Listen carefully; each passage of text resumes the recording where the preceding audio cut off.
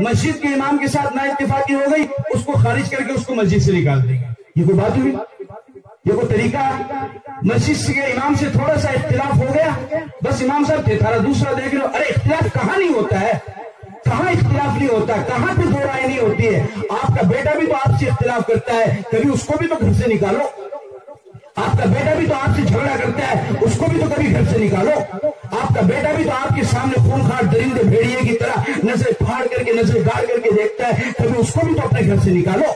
اس کو نہیں نکالتے ہیں. اور مسجد کا امام تھوڑا سا زور سے بول دے، مسجد کا امام تھوڑی سی زور سے بات کر لے تو صدر صاحب کا غصہ 7ویں آسمان پر چلا جاتا ہے اور فوراً فیصلہ بغیر کسی تردد کے اور بغیر کسی سوچ وچار کے فوراً حضرت فیصلہ سنا دیتے ہیں کہ امام صاحب آپ اپنے لیے دوسرے کا انتظام کر لو.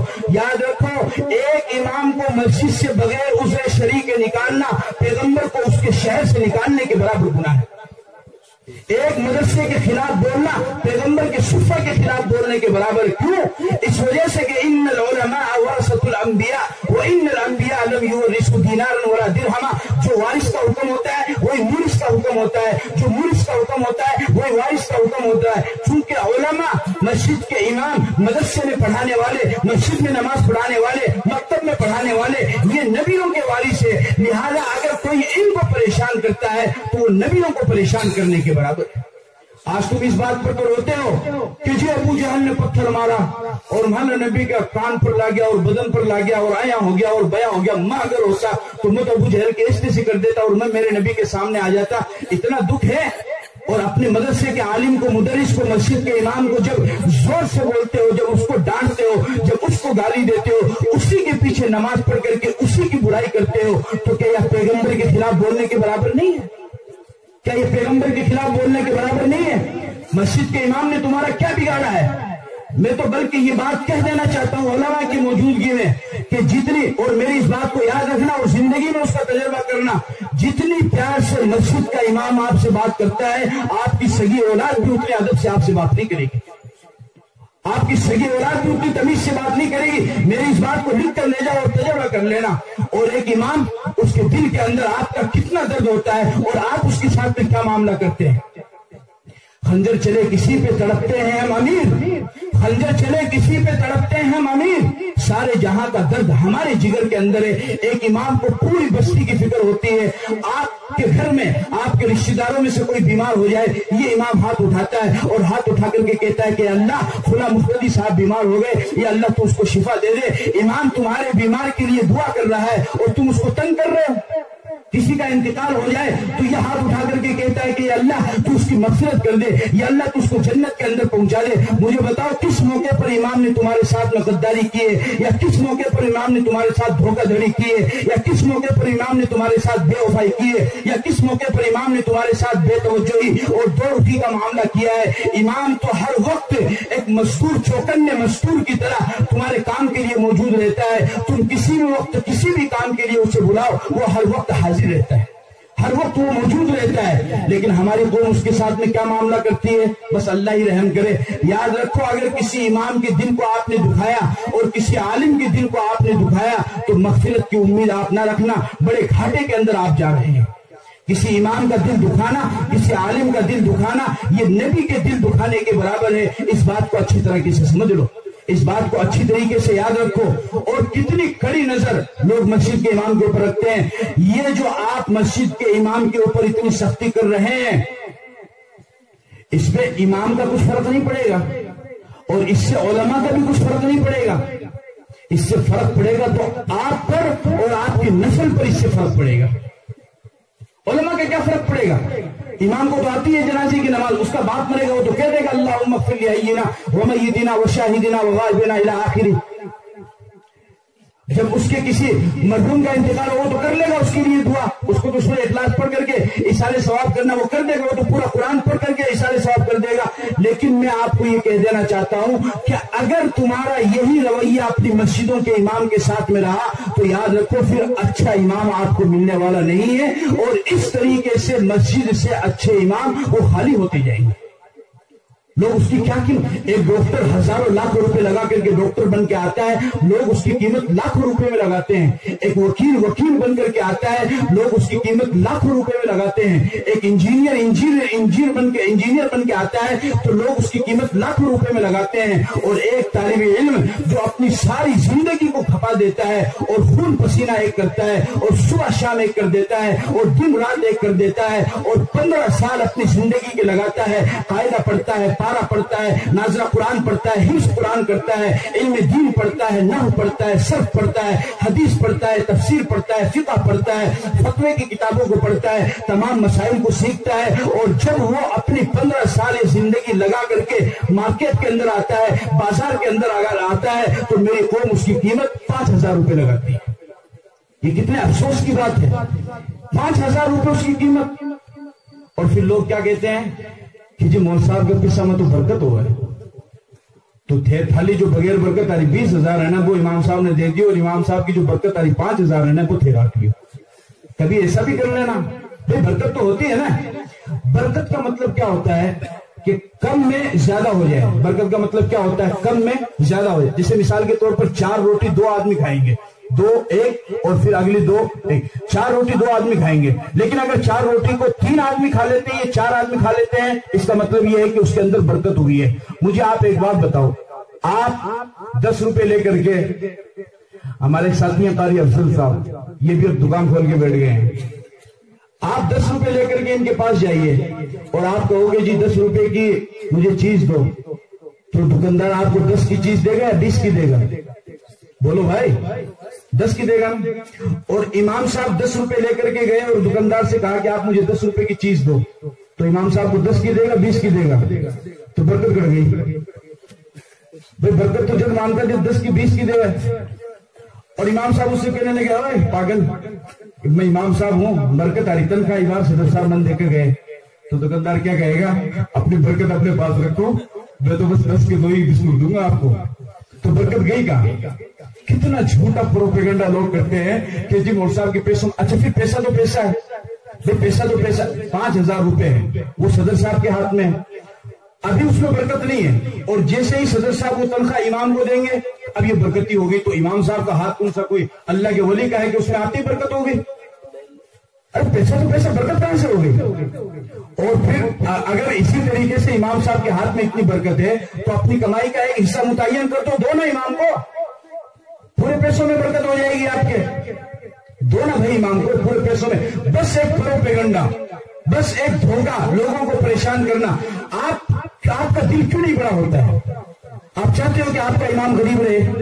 अगर आपका इमाम अच्छा खाना खा लेगा तो आपको कोई परेशानी है?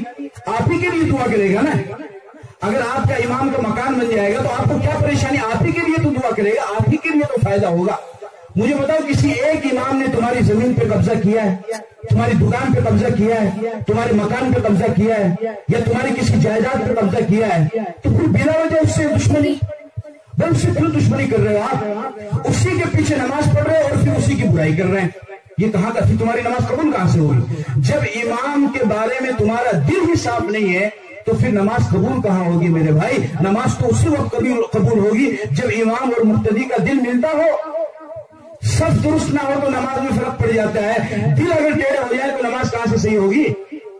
ये सोचने वाली बात है। और फिर लोग क्या कहते हैं, लोग क्या कहते हैं कि जी मौलवी साहब, मौलवी आरिफ साहब के पास आएंगे कि मौलवी साहब वो बढ़िया इमाम, जो एकदम बढ़िया इमाम। अच्छा, आप बढ़िया इमाम किसको मानते हो? जो तालीमुल कुरान से पढ़ा हुआ? नहीं, चलो ठीक है, वो नहीं है। डीरवाना की किसी बड़े मदरसे से पढ़ा हुआ? ठीक है, वो भी नहीं है। बरकातुल इस्लाम खीरवा के बहुत सारे साथी यहां पर बैठे हैं, वहां से कोई पढ़ के आया हो? वो भी नहीं। दारुल देवबंद से पढ़ के आया हो, कासमी हो? वो भी नहीं। नदवा से पढ़ के आया हो, नदवी हो? वो भी नहीं। और मज़ाहिरुल उलूम से पढ़ के आया हो, मज़ाहिरी? वो भी बढ़िया इमाम नहीं है। मिस्र से जामिया अज़हर से पढ़ के आया हो? वो भी बढ़िया इमाम नहीं है। मक्का से हरम, अच्छी तरह समझना मेरी बात को, मक्का से हरम शरीफ में जिसको अल्लाह ने काबा के सामने नमाज पढ़ाने का और इमामत करने का मौका दिया, आप उसको तो अच्छा इमाम मानोगे? मानोगे नहीं मानोगे? हाथ ऊपर करो, कौन कौन मानेगा? جو مکہ کا امام اگر آئے اس کو آپ اچھا امام مانو گے؟ ٹھیک ہے، مکہ کے امام کو آپ لوگوں کے لیے اللہ تعالیٰ نے قبول کیا اور مکہ اور مدینہ میں نماز پڑھانے والا امام آپ کی مسجد میں امامت کرنے کے لیے آ گیا، تو مجھے ایمانداری سے بتاؤ کہ پورے محلے کے نوجوان نماز پڑھنے لگ جائیں گے؟ تو پھر بڑھیا امام کا کرنا کیا ہے؟ جہاں گاڑی چابی چلن دو بھائی، جب آپ کو اپنی مرضی کا کرنا ہے تو بڑھیا امام کا تم کرو گے کیا؟ تمہیں تو پھر اگر مکہ کا امام بھی آ جائے تو کیا شادی میں ناچ گانا چھوڑ دو گے، ڈانس چھوڑ دو گے، یہ میرے نوجوان داڑھی منڈانا چھوڑ دیں گے؟ اگر مکہ کا امام آ جائے تو کیا اپنے گھروں سے ٹی وی نکال کے پھینک دو گے؟ اگر مکہ کا امام آ جائے تو کیا ہماری ساری ماں بہن بیٹیاں وہ پردہ دار ہو جائیں گی؟ اگر مکے کا امام آ جائے تو یہ سارے سنت پر عمل کرنے والے ہو جائیں گے؟ جب تمہیں کرنا ہی اپنی مرضی کا ہے تو بڑھیا امام کا کرو گے کیا؟ جیسی گاڑی چل رہی چلنے دو، اس کا میرا حل کی۔ اب لوگ کیا کہتے ہیں کہ مول صاحب تھانے 5,000 میں رہنا تو رہنے نہیں مانتے، 2,000 میں مل رہا ہے۔ ایک بات بتاؤں، 2,000 چھوڑو، 200 چھوڑو، 2 روپے چھوڑو، دنیا کے اندر ایسے لوگ بھی ہیں نہ گھر کے نہ گھاٹ کے، دھوبی کا کتا نہ گھر کا، دنیا کے اندر ایسے لوگ بھی ہیں آپ اس کو صرف 2 ٹائم کا کھانا دے دو وہ آپ کے یہاں امامت کرنے کو تیار ہو جائے گا۔ تو کیا وہ آپ کے بچوں کو صحیح تعلیم دے دیں گے؟ ارے سونا سونا ہے، موتی موتی ہے، لوہا لوہا ہے، کنکر کنکر ہے، اس کو پہچانو، اس کو سمجھو، اس کو پہچانو، اس کو سمجھو۔ سب کو ایک لاٹھی سے نہ ہانگو اور سب کو ایک نظر سے نہ دیکھو، بلکہ امام کے اور عالم کے اس کے تعلیمی معیار کو، اس کے مقام کو دیکھو اور پہچانو، اور اماموں کے ساتھ میں اچھا سلوک کرو، اچھا معاملہ کرو۔ اگر آپ کی ضرورت مہینے میں 30,000 روپے سے ہو رہی ہے تو امام کو بھی 15,000 روپے دو۔ اگر وہ مانتے نہیں اس کا یہ مطلب نہیں کہ اس کے گھر میں ضرورت نہیں ہے، اگر وہ آپ سے سوال نہیں کرتے اس کا یہ مطلب نہیں کہ ان کے گھر میں پریشانی نہیں ہے۔ اسکول کو تو 30,000 روپے جا کر کے دیں گے اور آتا بھی کچھ نہیں۔ ایسی اندھی قوم ہماری قوم ہو گئی ہے، غیر المغضوب علیہم ولا الضالین آمین، ولا الضالین آمین، ولا الضالین آمین، جس نے ولا الضالین کا آمین، چلو یہ ہماری قوم ہو گئی ہے۔ 30,000 روپے، 50,000 روپے ایک اسکول کے کافر ماسٹر کو جا کر کے دے رہے ہیں، لیکن جب مسجد میں دینے کا وقت آئے گا اللہ کے گھنے ایک بندے دینی ہے تو 2-3 کا نام بتا دو، میں بھی لے جاؤں، لیکن جا ارے کن ہے اللہ کا بندہ دینی ہے، کسی کو بھی کہو ارے بھائی صاحب تھوڑی مسجد کی طرف دھیان دو، ارے گھنے اللہ کے بندے دینی ہے تو 2-3 کا نام تو بتاؤ یار، مانی بتا دو۔ مدرسہ میں بھائی جی، مدرسہ میں آپ نے جلسہ کر رہے ہیں، بیچارہ مولی عارف جاوے اپنے چھوٹے چھوٹے قدموں کے ساتھ میں، اپنے ہلکے جسم کے ساتھ میں، کہ حاجی صاحب میں جلسہ کر رہے ہیں، ارے نہیں اللہ کے بندے دینی ہے تو حاجی صاحب تھے نہیں دے تو نام تو بتا دو۔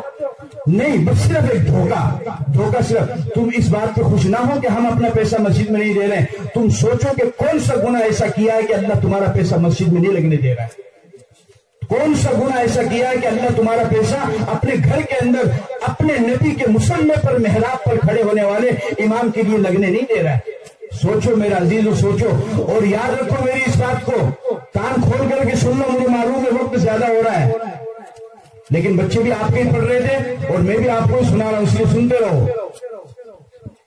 یہ جو کہتے ہیں نا کل قیامت کے دن اللہ کے نبی سفارش کریں گے، بے شک ہم بھی مانتے اللہ کے نبی کی سفارش کریں گے۔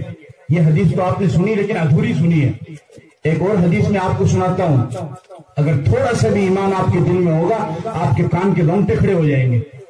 فرمایا حدیث کے اندر رسول اکرم صلی اللہ علیہ وسلم نے کہ جس انسان نے کسی مزدور سے مزدوری کرائی، جس انسان نے کسی مزدور سے مزدوری کرائی اور پھر اس مزدور کا حق ادا نہیں کیا، اس مزدور کی مزدوری کے پیسے اس نے نہیں دیے، تو اللہ کے نبی فرماتے ہیں کہ قیامت کے دن میں خود اس مزدور کی طرف سے وکیل بن کر کے اس انسان کے خلاف مقدمہ لڑوں۔ امام پورے مہینے تمہاری مسجد میں نماز پڑھاتا ہے، پورے مہینے تمہارے بچوں کو تعلیم دیتا ہے، پورے مہینے وقت پر وہ اذان دیتا ہے، پورے مہینے تمہارا خیال رکھتا ہے اور پورے مہینے پابندی کے ساتھ وہ نماز پڑھاتا ہے۔ اب جب پورے مہینے اس نے نماز پڑھا دی تو گویا کہ اس نے مزدوری کر لی، اب 1 مہینہ مزدوری کرنے کے بعد اگر آپ میں سے کوئی ایک بندہ بھی امام کا پیسہ دباتا ہے تو کل قیامت کے دن اللہ کے نبی سے یہ امید نہ لگانا کہ میری سفارش کریں گے، اس سوچ کے اندر رہنا کہ کہیں اللہ کے نبی میرا گریبان نہ پکڑ لے کہ تو نے میرے وارث کے حق کو کیوں کھایا، تو تو نے میرے وارث کے حق کو کیوں لگایا؟ اور پھر کتنی پریشانی کے ساتھ، کتنے فاقہ کے ساتھ میں ہمارا امام زندگی گزار رہا، آپ کو معلوم ہے؟ آپ کو اس کا اندازہ نہیں ہے؟ اور ایک سیکنڈ اگر مسجد کا امام لیٹ ہو جائے تو ایسا تہلکہ مچا دیتے ہیں کہ بس قیامت سر پر آ پڑی ہے۔ شادی میں 2-2 گھنٹے ولیمہ کا انتظار کرنے والی قوم مسجد میں جماعت کے لیے امام کا 2 سیکنڈ انتظار نہیں کر سکتی۔ یہی حال ہے۔ آپ کے یہاں شادی ہے، امام صاحب کل آپ نے چھوڑا کہ شادی ہے، ٹھیک ہے صاحب کتنے بجے آنا ہے؟ بس وہ بارات تو آ جاؤ گی 11-12 بجے تک، 10 بجے آ جائے گا، ٹھیک ہے صاحب۔ امام بیچارہ رجسٹر لے کر کے 10 بجے پہنچ گیا حاجی صاحب کے یہاں۔ بارات ڈی جے گاجے باجے کے ساتھ آئے گی نا، ایسے تو آئے گی نہیں۔ بارات آئے گی کتنے بجے؟ 2 بجے۔ 10, 11, 12, 1 3-4 گھنٹے تک امام وہاں پر بیٹھا رہا۔ 4 گھنٹے اس امام نے انتظار کیا حاجی صاحب کے بچی کے نکاح کے لیے، اور پھر بعد میں جب بارات آئی تو امام نکاح پڑھا کے چلا گیا۔ پھر یہی امام اگلے دن فجر میں 4 گھنٹے نہیں، صرف 4 سیکنڈ انتظار لیٹ کر دے تو وہی حاجی صاحب اٹھ کر کے کہتے ہیں کہ امام نے کہا یہ تو لیٹ کر دیا، تو کل جو 4 گھنٹہ بٹھایا تھا وہ کڑ گیا۔ یعنی میٹھا میٹھا ہف کرو تو جو 4 گھنٹہ بھی نہ کال بٹھایا تھا وہ کڑ گیا، وہ چل رہے گا، وہ تو ہونا چاہیے۔ اور امام بھائی وہ بھی تو انسان ہے، اس کے گھر میں بھی تو ضرورت ہے، اس کے گھر میں بھی تو پریشانی ہے۔ تو یہ سب جو ہے نا میرے عزیزوں، اس سے بتاؤں کیا ہوگا؟ میں خدا کی قسم اٹھا کر کے ڈیڈوانا کے مسلمانوں تمہیں بتا رہا ہوں، میں بہت سارے ساتھیوں کو جانتا ہوں جو بہترین عالم دین تھے، بہترین مقرر تھے، بہترین مبلغ تھے، بہترین ادیب تھے، بہترین کتابی صلاحیت ان کی تھی، اور بہترین قرآن اور حدیث کی تشریح کرنے والے اور تفسیر کرنے والے تھے، لیکن لوگوں کے ظلم و ستم سے پریشان ہو کر کے انہوں نے امامت کو چھوڑ دیا ہے اور کپڑوں کی دکان کھولی۔ ایسے مسجدیں اچھے، میں یہ نہیں کہتا تم تنخواہ بڑھاؤ تو بہت اچھی بات ہے، لیکن اگر تنخواہ نہ بڑھاؤ تو سکون سے تو رہنے دو۔ آج کے زمانے میں بھابھی بننا آسان ہے، امام بننا مشکل ہے۔ بھابھی کو کون ڈانٹے گا؟ اس کا آدمی ڈانٹے گا یا اس کی ساس ڈانٹے گی؟ امام کو تو اگر 40 مقتدی آتے ہیں تو 40 کے 40 ڈانٹیں گے، بتاؤ۔ اور پھر ایک بات میں آپ کو بتانا چاہتا ہوں، لوگ کیا کہتے ہیں؟ یار یہ بھلا امام ہے یہ صحیح نہیں، مجھے پتا ہے تمہارے دل پہ تیر گر رہا ہے لیکن سنتے رہو، میں بھی تو بہت دور سے آیا ہوں۔ کیا کہتے ہیں؟ یار یہ امام صحیح نہیں، یار وہ تو نماز جلدی پڑھاتے ہوئے بھی تو سورت ہی صحیح پڑھنے کو نہیں آوا ہے، بھی تو قرآن ہی صحیح پڑھنا کو نہیں آوا ہے، وہ تو دعا ہی لمبی کون کرا ہوا ہے، اور وہ لمبی دعا کرا دے۔ امام جلدی نماز پڑھا دے تو مصیبت، لیٹ پڑھائے تو مصیبت، نہ اگلا جائے نہ ہی۔ ایسی قوم نے مذبذبین بین ذالک لا الہ الا ولا الہ، نہ ادھر کا چھوڑا نہ ادھر کا، کوئی کس سے راضی کوئی کس سے راضی۔ اب لوگ کیا کہتے ہیں کہ جی یہ بڑی امام کو نہیں۔ دوسرا لوگ، میں آپ کو ایک بات پوچھنا چاہتا ہوں، بھئی اگر آپ یہ کہتے ہو آپ کو معلوم ہے کہ آپ کی مسجد کا امام صحیح نہیں ہے اور وہ صحیح نہیں امامت کر رہا ہے، تو آپ اس کی برائی، آپ اس کی شکایت کیوں کر رہے ہو؟ آپ خود بسم اللہ کرو اور مدرسے کے اندر داخلہ لو، 15 سال تک روکی سوکی کھاؤ، دن رات ایک کرو، صبح شام ایک کرو، اور 15 سال تک مدرسے کی دال روٹی کھاؤ اور تعلیم حاصل کر کے مسجد میں آؤ اور کہو کہ اب میں امامت کرنا شروع کرتا ہوں، کرو تو صحیح۔ بھئی آپ نے اپنے بچے کو کام بتایا، وہ لڑکا کام صحیح نہیں کر رہا تو آپ کیا کہتے ہیں؟ ہٹ سائڈ، لمن دمک کروں۔ آپ خود کرنے لگ جاتے ہیں، کرتے ہی نہیں کرتے ہیں۔ آپ کو لگ رہا ہے کہ آپ کی مسجد میں امام اگر صحیح امامت نہیں کر رہا ہے تو ادھر ادھر برائی کرنے کی کیا ضرورت ہے؟ بسم اللہ کرو اور خود امام بن کے آؤ نا، آپ ہم سے اچھے بنو نا۔ کس نے کہا ہے کہ آپ اپنے مسجد کے امام کی طرح رہو؟ بنو اچھے۔ داڑھی سفید ہو گئی ہے، بوڑھے ہو گئے ہیں، زبان موٹی ہو گئی ہے تو اولاد تو موجود ہے، کراؤ بسم اللہ۔ کبھی آپ بھی تو اپنی اولاد کے 1 تاریخ ہونے کے بعد 5000 روپے ہاتھ میں دیکھو، کبھی آپ بھی تو یہ کام کر کے دیکھو 20 تاریخ کے بعد جب تمہاری اولاد کے گھر میں دودھ آنا بند ہوگا، پان بند ہوگا اور ناشتہ بند ہو جائے گا، اور تمہاری اولاد کے سروں کے اوپر 20 تاریخ کے بعد جب قرضہ ہو جائے گا، کبھی یہ دن بھی تو دیکھو۔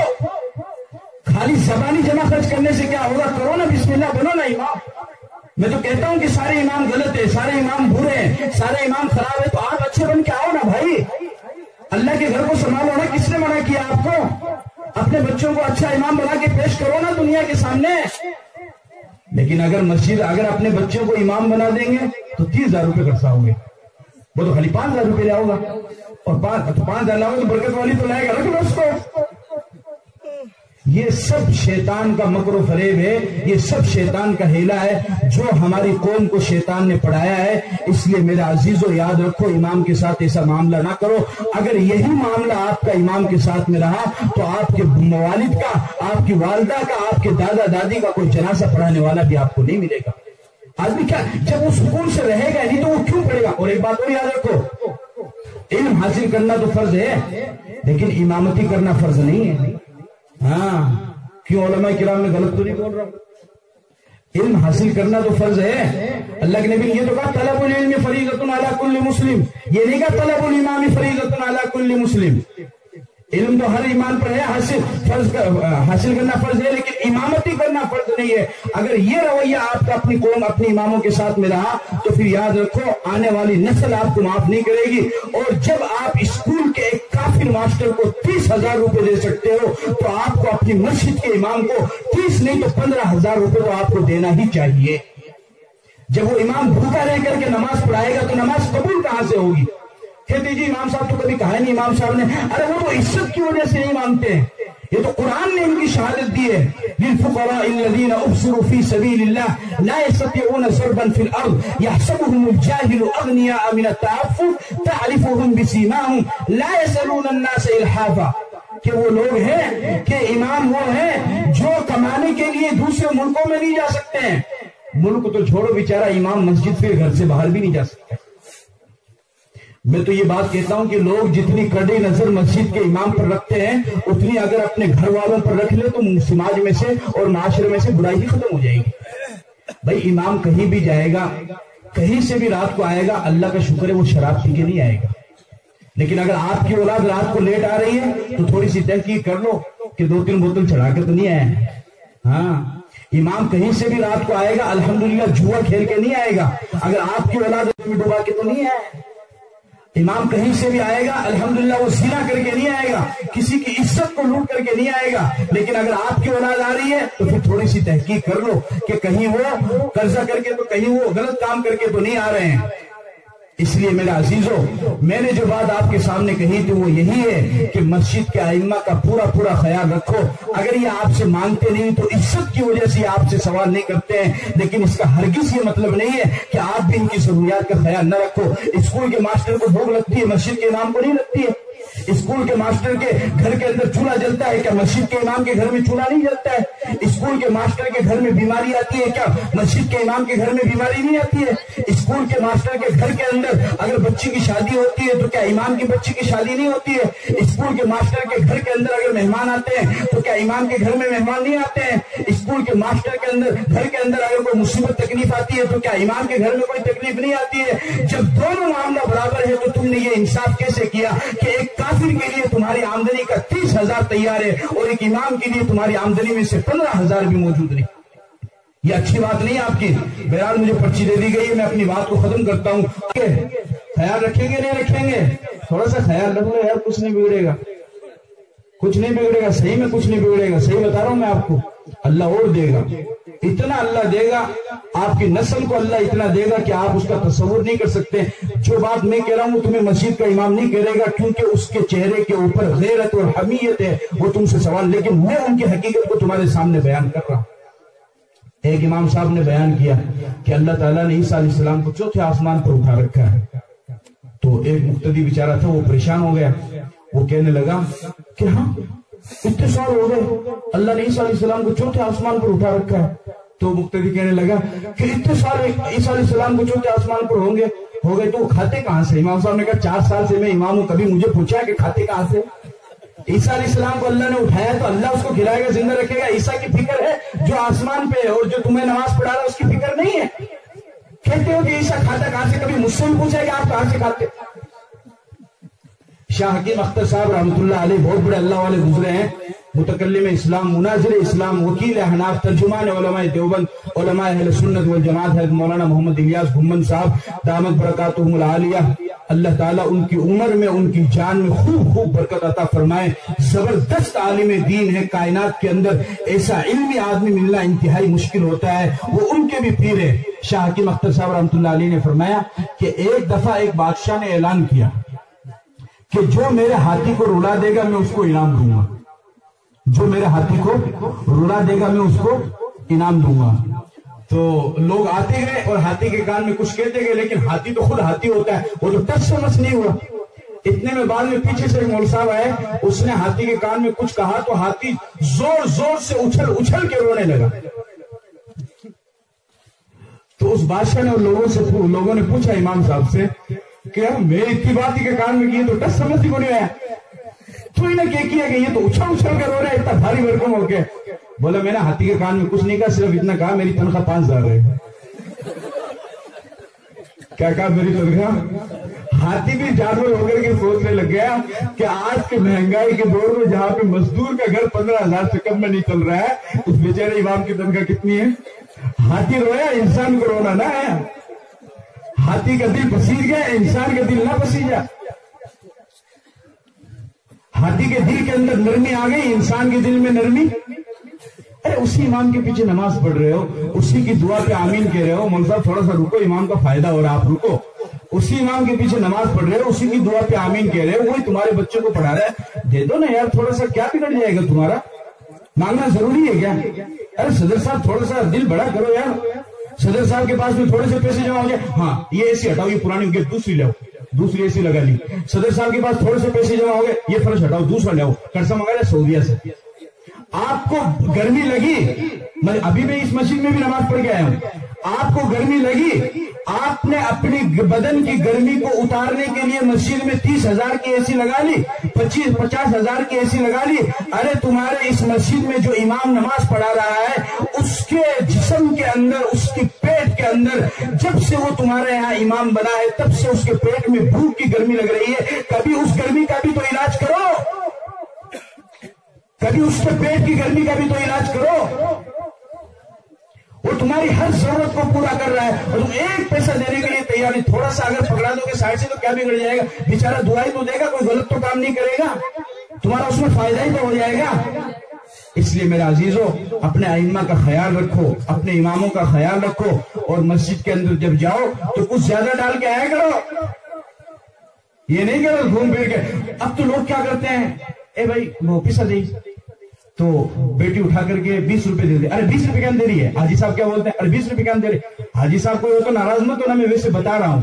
ارے 20 روپے کیا دے رہی ہے؟ تو وہ 10 روپے, ارے 10 روپے کیا دے رہی ہے؟ وہ 2 روپے. بولے دادا جی 2 روپے کیا کر سکتے, میرا کو نہیں کہا جمعہ مسجد کے گلے میں گھیرنا ہے. اور میرا پیسہ نہیں کتنا لینا ہے؟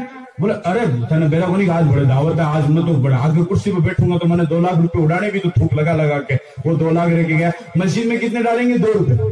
مسجد میں کتنے ڈالیں گے؟ 10 روپے. گھوم پھر کے ایک دم ڈھونڈ کے لاتے ہیں.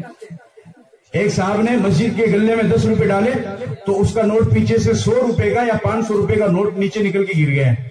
تو پیچھے جو صاحب بیٹھے تھے انہوں نے ان کے پیسے کو اٹھایا 500 روپے کے نوٹ کو اور ان کو دینے لگے, لیکن ان کو پتہ نہیں چلا. انہوں نے سمجھا شاید یہ مسجد کے گلے میں ڈال رہے ہیں. انہوں نے ماشاءاللہ کہا اور 500 کا وہ نوٹ کس میں ڈال دیا؟ مسجد کے گلے میں. تو پیچھے سے اس بندے نے کہا کہ ماشاءاللہ مت کہو, آپ کی جیب سے گرا تھا.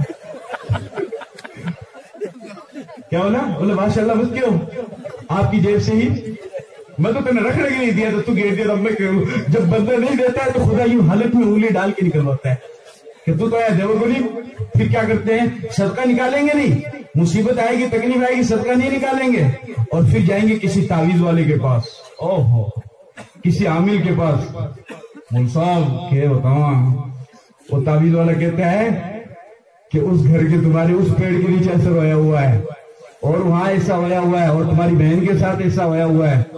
مول صاحب کتنے لاکھ سی؟ 10,000 روپے. 200 روپے.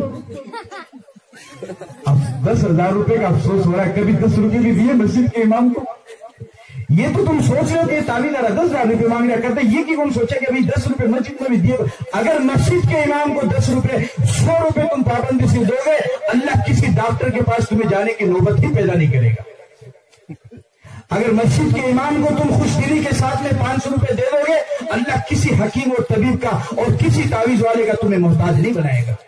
اگر کسی مسجد کے امام کی تم خوشی سے امداد کر دو گے، مکتب میں پڑھانے والوں کی امداد کر دو گے، اللہ تمہیں کسی کا محتاج نہیں کرے گا۔ کر کے تو دیکھو۔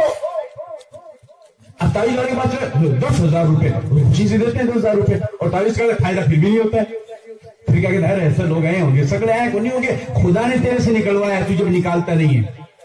اس لیے تو میں کہاوت سناتا ہوں کہ 500 روپے کے نوٹ میں اور 10 روپے کے نوٹ میں ایک مرتبہ بحث ہوئی۔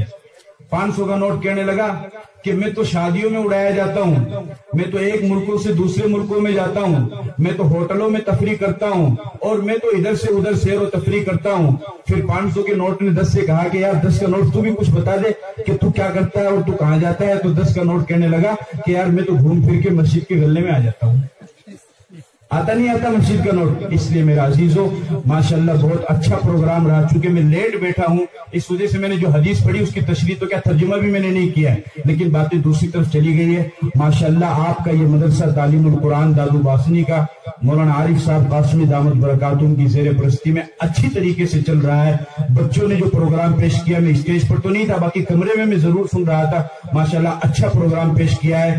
آپ مدرسے کے ذمہ داروں پر اور مدرسے کے استاذ پر آپ مکمل اعتماد کیجئے اور اپنے بچوں کو یہاں پر بھیجئے، چندہ بھی دیجئے، بندہ بھی دیجئے، دونوں دیجئے، اور ان کا بھرپور تعاون بھی کیجئے۔